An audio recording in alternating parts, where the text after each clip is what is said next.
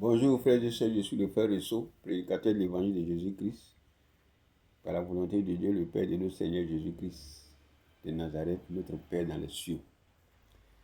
La dernière fois, nous avons fini en disant que nous allons aujourd'hui parler de l'Église et par rapport à la loi, à sa loi, son peuple et son territoire.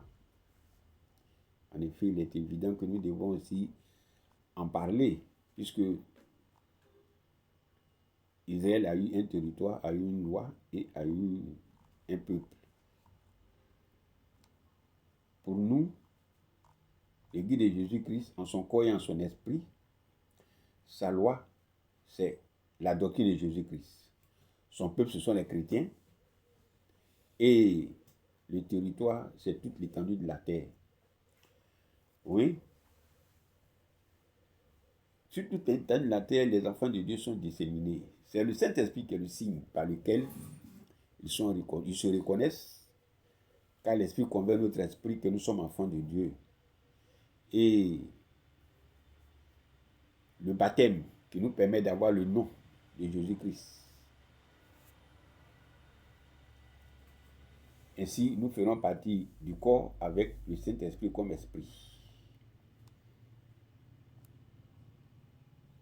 Nous avons donc parlé de l'Église de Jésus-Christ. Nous avons parlé du Deuxième Testament, et de la Deuxième Alliance, du Deuxième Testament et de la Deuxième Sacrificature.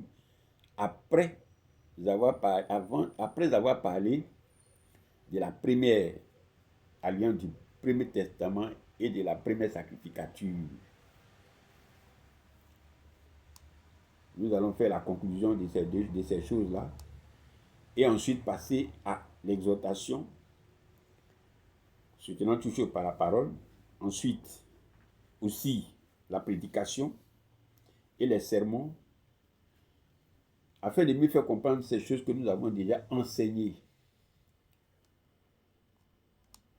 Donc, en conclusion, nous pouvons dire, après avoir construit son Église en son corps et en son esprit, Jésus-Christ nous instruit sur le comportement adopté dans cette construction. C'est la deuxième sacrificature.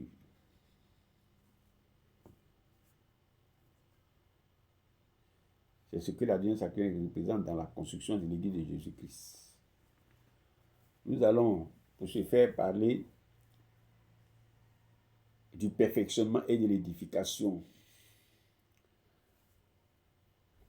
Éphésiens 4, versets 10 à 11. J'ai lu la parole. Celui qui est descendu, c'est le même qui est monté au-dessus de tous les cieux, afin de remplir toutes choses. Et il a donné les uns comme apôtres, les autres comme prophètes, les autres comme évangélistes, les autres comme pasteurs et docteurs, pour le perfectionnement des saints en vue de l'œuvre du ministère et de l'édification du corps de Christ, jusqu'à ce que nous soyons tous parvenus à l'unité de la foi et de la connaissance du Fils de Dieu, à l'état d'homme fait à la mesure de la stature parfaite de Christ. La deuxième sacrificature dans l'Église de Jésus-Christ est le perfectionnement des saints. Donc, après avoir construit son Église en son corps et en son esprit, Jésus que nous instruit sur le comportement adopté dans cette construction. C'est pourquoi il a commis 5 ministères pour nous enseigner ces choses-là. Donc, ce sont ces 5 ministères-là qui doivent nous amener à la perfection. Par conséquent, une église qui n'a pas ces 5 ministères ne peut pas avoir le perfectionnement. Et avant de parler de perfectionnement, il a précisé le perfectionnement des saints. Donc, il est nécessaire qu'il disait le Saint-Esprit que l'alliance, la deuxième alliance nous donne. Ensuite, l'édification du corps. Ce sont ces mêmes ministères-là qui sont chargés de nous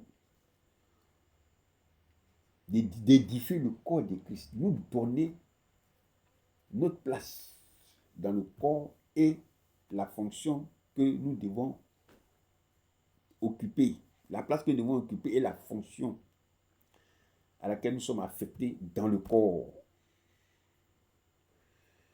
Nous voyons que ces 5 ministères-là sont assez importants Donc ce sont ces 5 ministères qui doivent nous amener à manifester notre appel, c'est-à-dire faire les œuvres de Dieu selon la part qui nous a été impartie. Oui, depuis avant la fondation du monde en Jésus-Christ, par rapport aux bénédictions dont il a béni son Église dans les lieux célestes en Jésus-Christ. Frères et sœurs, nous pouvons comprendre par ces choses-là que la deuxième sacrificature dans la construction de l'Église a toute son importance qu'il ne faudrait pas que nous négligeons. Et que cette deuxième sacrificature n'a rien à voir avec la première sacrificature, qu'elle soit celle d'Israël ou des nations. Amen. Donc, comme nous l'avons dit, prochainement, nous allons exhorter par soutenant toujours par les Écritures, prêcher soutenant toujours par les Écritures et faire les sermons soutenant toujours par les Écritures. Car l'enseignement, enseigner, c'est donner une connaissance, un savoir, une instruction. Faire connaître en profondeur, dans un cadre assez pédagogique, un précepte, une règle, une leçon, un commandement. Et c'est ce que nous avons fait pour la parole que nous avons donnée par rapport aux deux alliances, aux deux testaments et aux deux sacrificatures. Maintenant, nous allons exhorter, c'est-à-dire encourager, exciter, pousser. Nous allons nous efforcer par le discours de vous porter à appliquer ces choses-là, à mettre ces choses-là en application.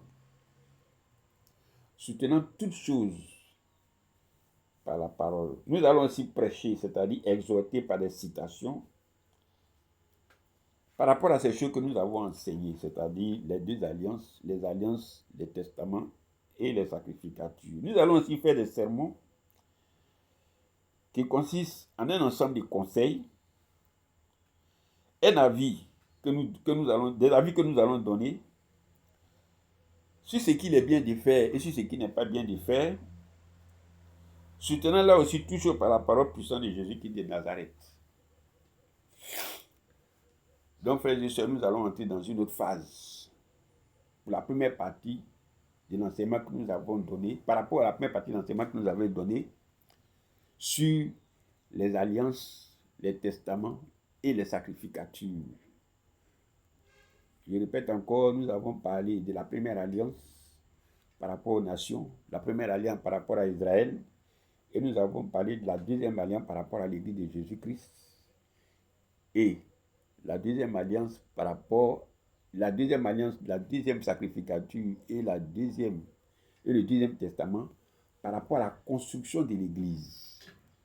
C'est sur ces choses-là que nous allons exhorter, nous allons prêcher et nous allons faire des sermons. Que Dieu vous bénisse. Nous espérons vous avoir donné une connaissance par rapport à toutes ces choses que nous avons enseignées jusqu'à maintenant. Que Dieu nous garde. À la prochaine.